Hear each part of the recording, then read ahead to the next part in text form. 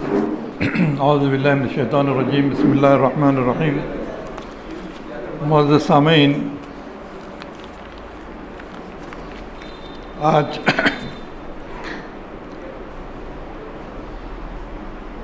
ہم جس شخصیت کی تعزیت کے لیے یہاں جمع ہیں،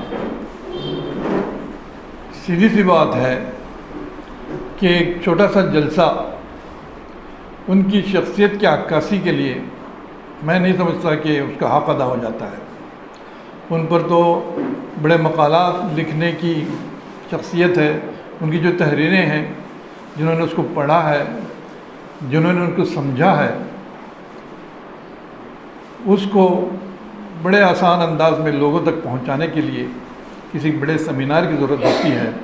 بس ایک چھوٹا سا ایک تعزیتی نشست میں نہیں سمجھتا اس کا حق ادا ہو رہا ہے۔ مولانا سے بار بار ملنے کا اتفاق ہوا، بھٹکل میں ہو، کہیں ایک بار بنگلور میں، کئی بار دہلی میں۔ ایک عجیب شخصیت تھی۔ میں ایسے دو چار بکھرے ہوئے خیالات کو آپ کے سامنے پیش کرتا ہوں۔ مولانا حال ہی میں پاکستان گئے تھے۔ ان کی ایک کتاب ہے خطبہ پاکستان۔ جس جلسے میں وہ خطاب کر رہے تھے، اس کا جو کنوینر تھا وہ اس کا اظہار کرتا ہے کہ آپ کی پیدائش ساؤتھ انڈیا میں ہوئی، لیکن آپ کی زبان بولتی ہے کہ آپ ساؤتھ انڈیا کے نہیں ہیں۔ تو اس نے ایسے تاثرات اس نے پیش کی جو لکھے ہوئے آپ کو اس کتاب کے اندر ملیں گے۔ مولانا سے بہت سارے لوگوں نے انٹرویو لیا، سوالات پوچھے، ان کی بھرپور انہوں نے اس کے جوابات دیے۔ مولانا سے کسی صاحب نے پوچھا ان کی اپنی تحریر کے بارے میں، جہاں اس میں ادبیت بھری رہتی ہے، تو انہوں نے اس کا جواب دیا تھا کہ ادب لکھنا ایک بڑا آرٹ ہے جو ادب کے ذریعے ظاہر ہوتا ہے، اس لیے محقق اور مصنف کو ادیب بھی ہونا چاہیے۔ تو جب ہم ان کی تحریروں پر نظر ڈالتے ہیں تو اس میں ادبی چاشنی بھی ہم کو ملتی ہے۔ مولانا نے اپنے بارے میں لکھا ہے کہ مجھے بالکل بچپن سے اسلامی کتابوں کے مطالعے کا ذوق تھا، دینی کتابوں کے مطالعے کا شوق تھا۔ اور جیسا کہ بات سامنے آئی، ساؤتھ انڈیا کی بڑی مشہور درسگاہ سے آپ فارغ ہیں، عمر آباد سے۔ اور جیسا کہ یہ بات بھی سامنے آئی کہ عمر آباد میں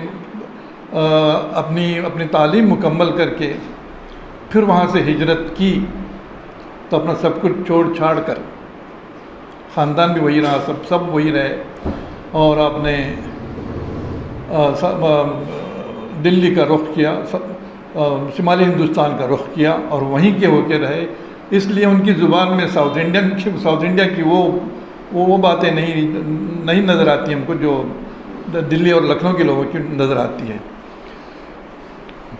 کتابوں کا مطالعہ ان کا بچپن سے شوق ہے۔ تو انہوں نے ایک جگہ لکھا ہے، میں نے شبلی کو بہت غور سے پڑھا ہے، علامہ شبلی کو بہت پڑھا ہے، ان کی پوری کتابیں میں نے پڑھی ہیں۔ پھر اس کے بعد ان کے شاگرد رشید مولانا سید سلمان ندوی، ان کی بھی کتابوں کو میں نے پڑھا ہے۔ اور سیرت النبی کے بارے میں انہوں نے ایک جگہ لکھا ہے کہ گویا سیرت کا انسائکلوپیڈیا ہے۔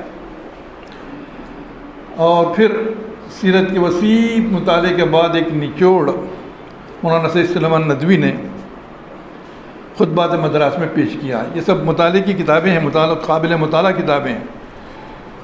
پھر ایک جگہ لکھتے ہیں کہ میں نے مولانا ابوالکلام آزاد کو پڑھا، اچھی طرح پڑھا، ان کی تفسیر ترجمان القرآن کا بھی مطالعہ کیا، اور ان کی تصانیف، تذکرہ ہے، غبار خاطر ہے، وغیرہ بہت ساری تصانیف ہیں۔ تو ان کے بارے میں اس کے بارے میں انہوں نے لکھا ہے کہ جوش و خروش اور زور خطابت مولانا آزاد کی تحریروں کی ایک خصوصیت انہوں نے لکھا ہے، اور دنیا بھر کے مصنفین کو پڑھنے کے بعد آخر میں نمبر آتا ہے مولانا سید ابوالعلا مودودی کی تصانیف پڑھنے کا۔ جو کمی مجھ میں، ان کا کہنا ہے کہ جو کمی مجھ میں رہ گئی تھی مولانا آزاد کے زور خطابت کو پڑھ کر، جوش و خروش کو پڑھ کر، لیکن مولانا آزاد کے یہاں وہ علمی تجزیہ اور تحلیل کی کمی ہے، اس کو مولانا مودودی کی تحریروں نے پورا کیا۔ گو کہ آخر میں مولانا نے تصنیف کو، مولانا مودودی کی تصنیف کو مطالعہ کیا، لیکن اسی کے ہو کر رہ گئے، اپنی زندگی کو اسی نقش پر، اسی سانچے میں ڈھال دیا، اور پھر تادم آخر اس تحریک سے نہ صرف وابستہ رہے بلکہ اس کی رہنمائی بھی کی، اور تقریباً 3 عرصے تک امیر جماعت اسلامی ہند بھی رہے۔ تو بڑی انمول کتابیں مولانا انصر عمری نے چھوڑی ہیں۔ معروف و منکر ہے، اسلام کی دعوت ہے، اور ان کا ایک خصوصی عنوان تھا عورت، اسلام میں عورت کا مقام۔ اس پر کئی کتابیں ہیں ان کی۔ میرے آپ سے کہنے کا مطلب یہ ہے کہ ان کتابوں کا مطالعہ آپ کریں، ان کو ڈھونڈ نکالیں، ہر جگہ ملتی ہیں، اور پڑھیں۔ آدمی کو صرف مطالعہ ہی آگے بڑھاتا ہے، اور ان شخصیتوں کا سب سے بڑا فائدہ یہی ہے کہ انہوں نے اپنے پیچھے وراثت کے طور پر یہ کتابیں انہوں نے چھوڑی ہیں۔ تو آخر میں یہی کہوں گا کہ حال ہی میں بھٹکل کا دورہ تھا، ساتھ رہنے کا اتفاق ہوا، سوالات، ادھر ادھر کی باتیں، بہت ساری چیزیں سننے کو ملی۔ کسی نے سوال کیا، اس کے جواب میں ہم کو بھی مزہ آیا، اور آخر میں یہی کہوں گا، اس وقت مولانا کی صحبت کو جب یاد کرتا ہوں تو مجھے ایک شعر یاد آتا ہے کہ ہم فقیروں سے دوستی کر لو، ہم فقیروں سے دوستی کر لو، گر سکھاتے ہیں بادشاہی کے۔ تو ابھی بھی یہ شعر میری ذہن میں گردش کر رہا ہے۔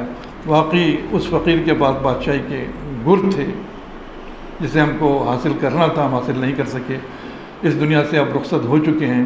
اللہ تعالیٰ ان کی سیئات کو قبول فرمائے، حسنات کو قبول فرمائے، اور سیئات سے ہوئے، اور ان پر رحم کرے، اور جنت الفردوس میں مولانا کو اعلیٰ مقام عطا کرے۔